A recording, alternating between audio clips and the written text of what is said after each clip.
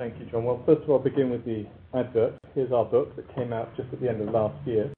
And even though I edited the book, it's very much a collective effort that came out of a number of contributors. Thank you. And I'm going to, in my presentation, just try and summarize to you the key findings and some of the wider implications of this work. This is something that I did before I joined DFID, but I hope that some of the findings will resonate, as they do, with some colleagues within DFID.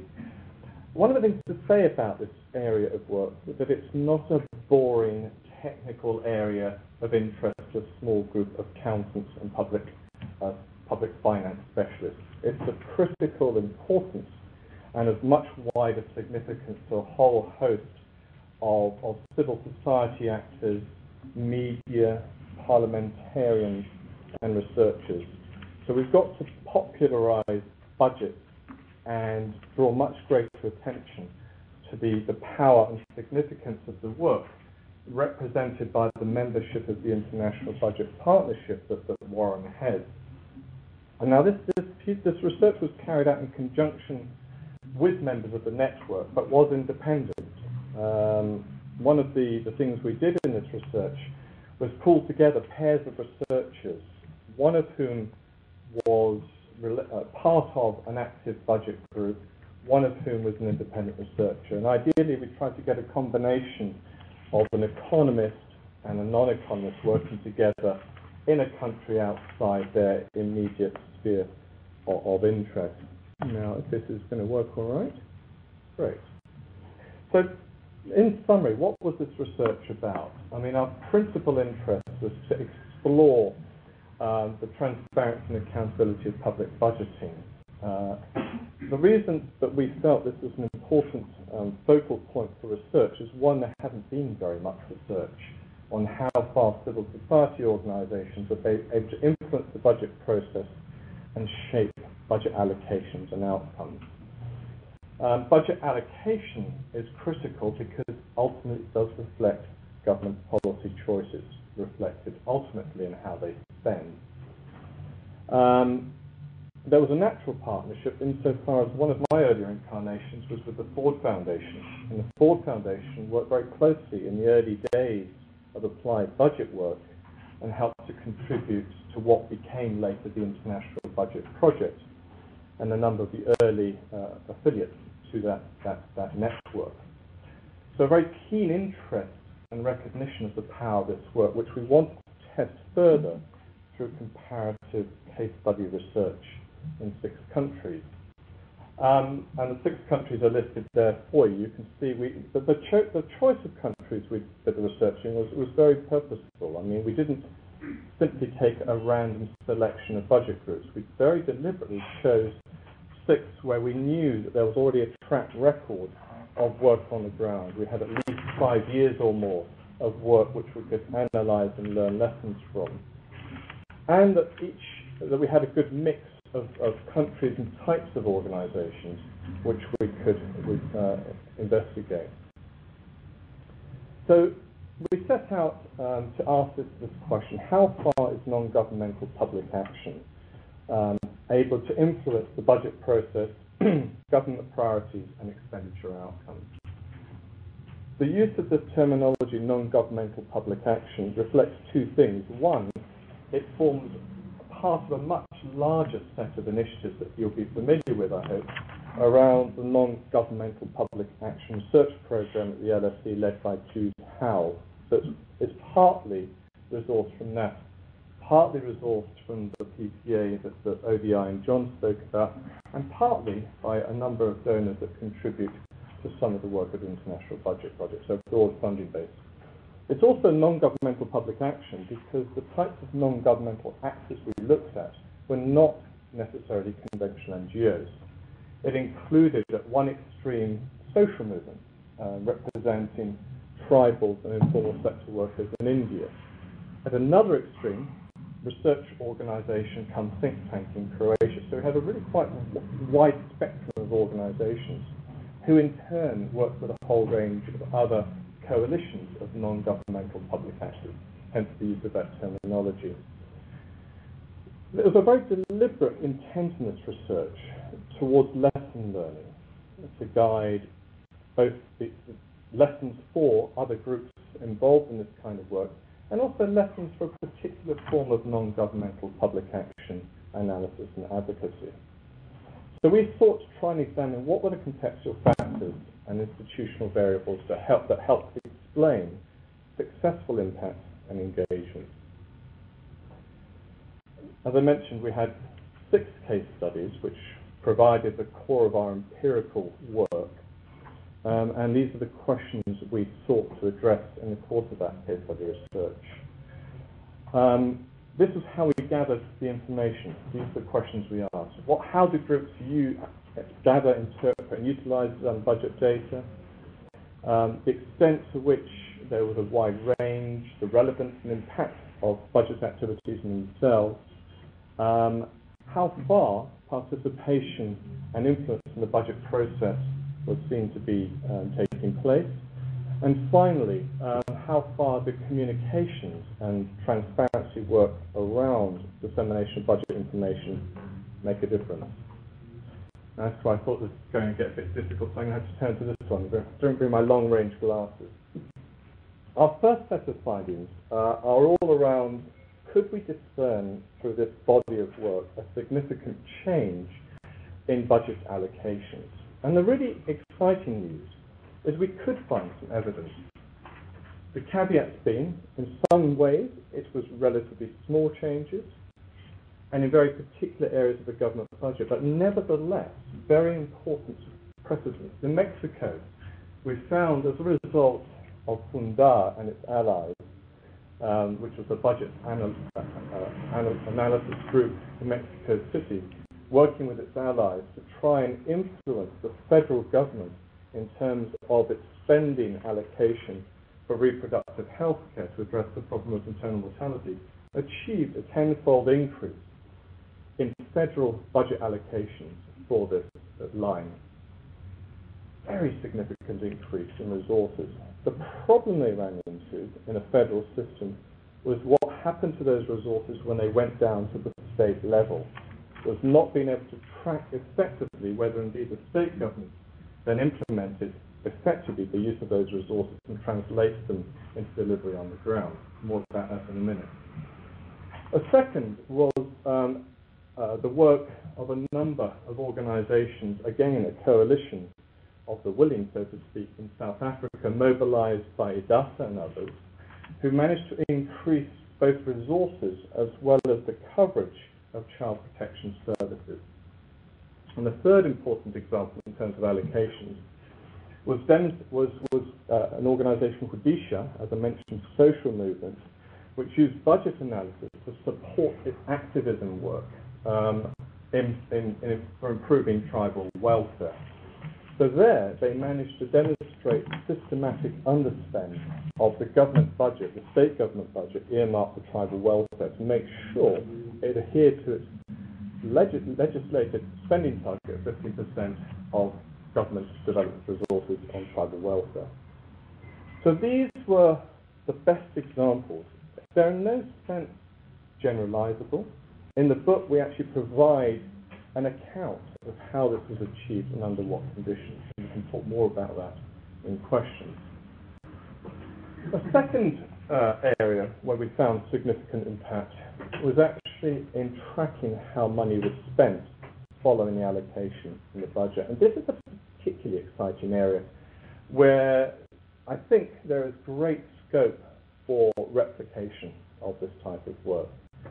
In other words, the role of civil society organizations in tracking how governments spend their money, particularly at the local level. And our best examples here, and this is quite a familiar one, is the Uganda Debt Network, which managed in a number of sub-counties across Uganda, simply by monitoring the delivery and utilization of materials for clinics and school buildings, managed to identify a number of cases where either materials had not been delivered, or the quality of work was substandard, or the wrong mix of materials was being used, i.e. a very effective tool for accountability and for checking local corruption. And finally, Another example at the local level was again DSHA through the local councils, the panchayat councils, where there was a very effective system where they, in checking state budget allocations, for example, for small irrigation facilities, would write to the local elected panchayat officials and say, are you aware of the fact that you have this provision for spending on this minor infrastructure project? Often the case would be that they would be completely unaware. They would then inform the local MP, the MP or the MLA, as it was, local member, would then put pressure on the senior officials who in turn would then ensure implementation. So a virtuous circle of accountability and advocacy that we found to be particularly powerful in Gujarat. Now, coming on to a broader set of questions in terms of process, we found, and it's important to emphasize, that we didn't only seek evidence of impact in terms of shifts in expenditure priorities and allocations, but also in the process itself. We found lots of evidence about the activities of civil society organizations and simply bringing simple information to people who could use it, interpret it effectively, and then use it to influence and lobby officials and politicians. So lots of good evidence of good communication products in order to achieve that wider objective.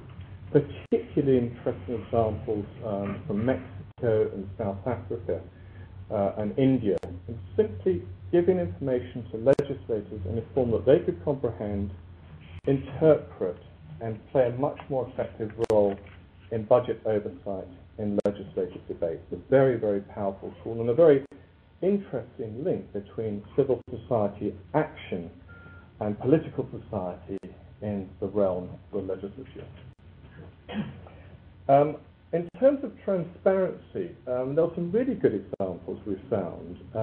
Again, one from Mexico, of where organizations would work with state and federal governments to try and get available budget information out there in the public domain, whether through websites, publications, simple budget guides, etc. And as Warren will tell us later, a lot of the information is there already with governments. The real problem is getting it out to citizens. This was a very powerful and instructive set of insights.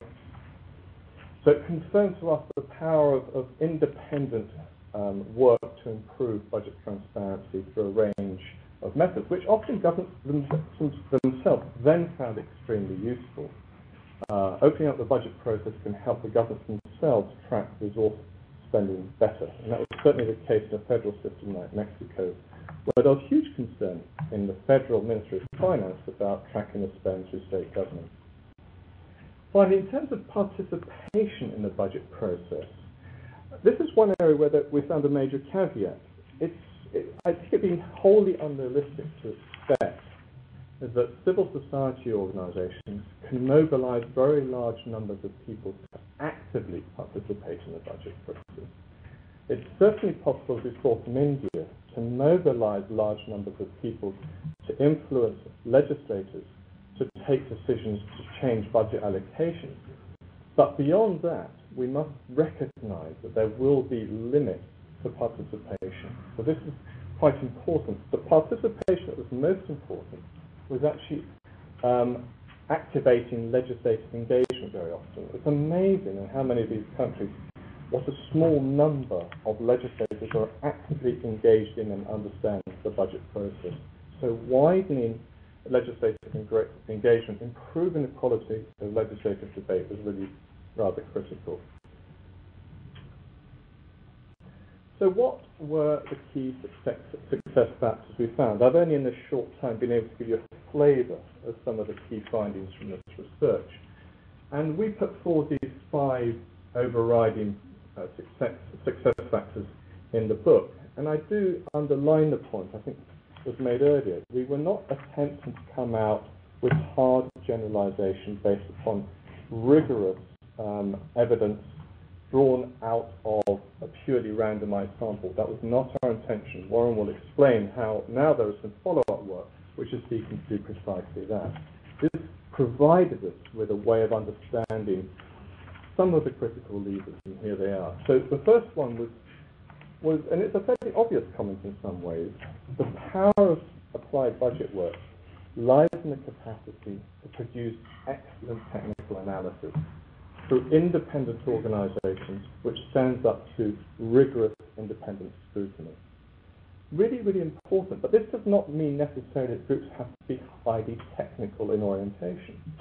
It was very striking in India with DFID, which, as I said, set out essentially as a social movement, use the power of numbers, simply cross-checking government data to find errors, misspend, underspend, etc. It can be a highly labor-intensive process, but not necessarily that technically complex. So this was critical. The legitimacy of applied budget work rests on a strong, consistent, valid technical foundation. Secondly, the critical importances of alliances within civil society. One of the most powerful alliances we saw was a link between an applied budget group, which understood how to analyze budgets, forming alliances with like-minded organizations, as we saw in, for example, Mexico, with feminist groups mobilizing around maternal mortality, with indigenous peoples organizations, and critically, with the media. The media was a very, very powerful and effective ally in opening up the budget to wider public scrutiny and providing focused public attention on some of the strategies for engagement used by civil society groups. This was a very striking and consistent finding. The other value of the media was a way of actually publicizing, as the information provided by civil society organizations reached legislators, and legislators became better at taking a more effective role in holding governments to account in legislative debate. These got reported by the media. So you saw something of a virtuous circle develop through this process. You've heard me talk quite a lot about the importance of the legislative domain. I think it's absolutely vital. Civil society action cannot work on its own. In order to advocate effectively, our research showed it was critical to build enduring relationships with legislators and key policymakers who would be receptive and primed to use this work and analysis effectively. So again, at a more abstract level, the whole relationship between civil and political society that then provides an insight into. The fourth factor was a structural condition. The nature of the budget process itself was a very critical factor, conditioning how much it was possible for a broader legislative engagement within the budget process. Presidential systems very often limit absolutely how far it's possible for legislators to engage in framing budget priorities and formulating budget allocations at the outset. Even in a number of parliamentary systems, the limitations are quite considerable. The governments can fall if they fail to mobilize a majority of the vote in the budget debate. So one must remember there are quite strong structural limitations on the power of legislators to shape and change allocations in budgets. And finally, the extent to which the budget process